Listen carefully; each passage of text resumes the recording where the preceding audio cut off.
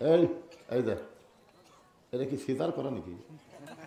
হ্যাঁ, না সিজার করা হলে খুব ডিস্টার্ব করবি, কারণ সিজার করার বাচ্চারা জন্মের আগে জন্ম নেয়, মানে 2 দিন পরে নর্মালি বাচ্চা হবে, নর্মালি কিন্তু হবে। আমাকে মায়েরা অধৈর্য হওয়ার কারণে বাধ্য হয়ে সিজার করা লাগে। ধরে কোন কথা ঠিক কিনা? আপনার বলেন তো আজ থেকে 20-25 বছর আগে সিজার ছিল? থাকলেও বোঝা যায়নি। হ্যাঁ হ্যাঁ, পেট কাটা থেকে পেটের মধ্যে ঘুম পাড়তিছে। ডাক্তারা কয় কে রে, পেট তো টেকার লোভে খাদ্য রে, ই তো ঘুমই ভাঙেনি। আরেক ডাক্তার কয় 2 দিন পরে ভাঙতো, তার আগেই আমরা কাটছি। এখন কি করা লাগবে?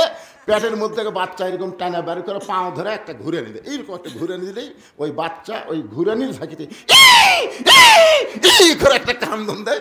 ওই কান্দনে ওর মাথার যে ঝাঁকি খাচ্ছে, এই ঝাঁকি খাওয়ার কারণে দুনিয়াতে আসার পরে ওই মোবাইল ছাড়া ভাত খায় না, মোবাইল ছাড়ার কান্না বন্ধ হয় না। ধরে কোন কথা ঠিক কি না? এরা কোনো জায়গায় বেশিক্ষণ থাকতেও পারে না। যদি সিজার করা হয় ডিস্টার্ব করবি।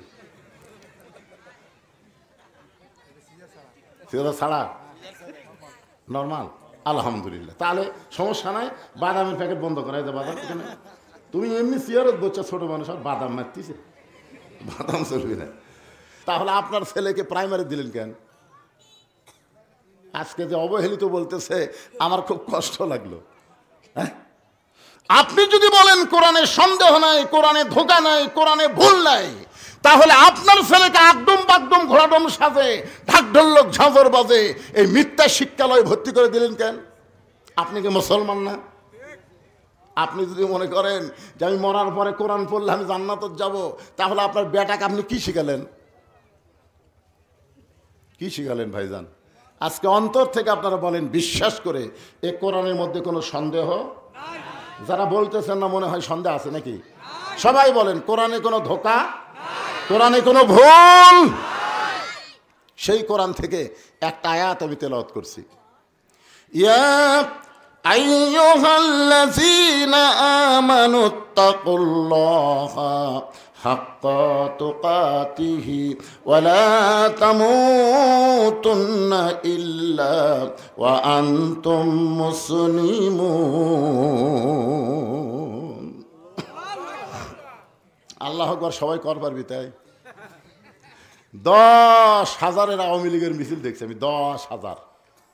আমাদের বগুড়াতে 10,000 আওয়ামী লীগ মিছিল করতেছে, ওর মধ্যে একটা বারো আল্লাহু আকবার শোনা যায়নি।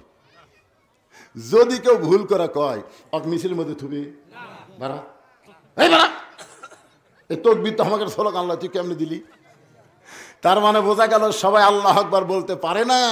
যাদের মধ্যে শয়তানি থাকে, শয়তান তাদের জবানে আল্লাহু আকবার উচ্চারণ করতে দেয় না। ধরে কোন কথা ঠিক কিনা?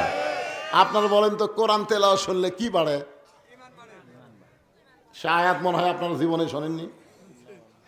ওয়াইযা তুলিয়াত আলাইহিম আয়াতুহু যাদাতুহুম ঈমানা ওয়া আলা রাব্বিহিম ইয়াতাওয়াক্কালুন।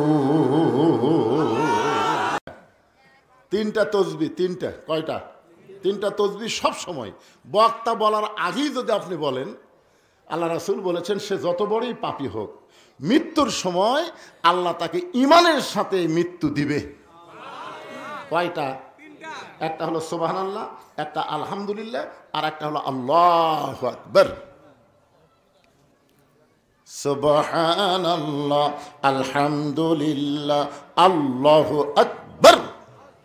আল্লাহ রাসূল বলেছে, ফাতেমা ফাতেমা, দুনিয়ার জীবনে তুমি শান্তি না পাইলেও কি হবে, এই 3টা তাসবিহ সবসময় পড়বে। 33 বার, 33 বার, 34 বার, 33 বার, 33 বার, 34 বার।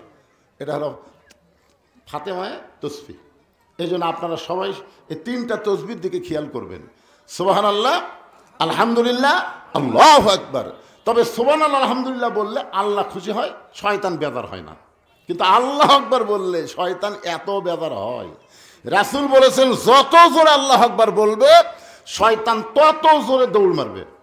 এমনকি দৌড়ানোর সময় আর পাছার বাতাস বাড়াবে, পিছন থেকে কি বাড়াবে? বাতাস বার হয়ে যাবে। সুবহানাল্লাহ বলেন। হ্যাঁ, আসেন এখন আলোচনা। আল্লাহ বলতেছেন যারা আমাকে বিশ্বাস স্থাপন করেছো,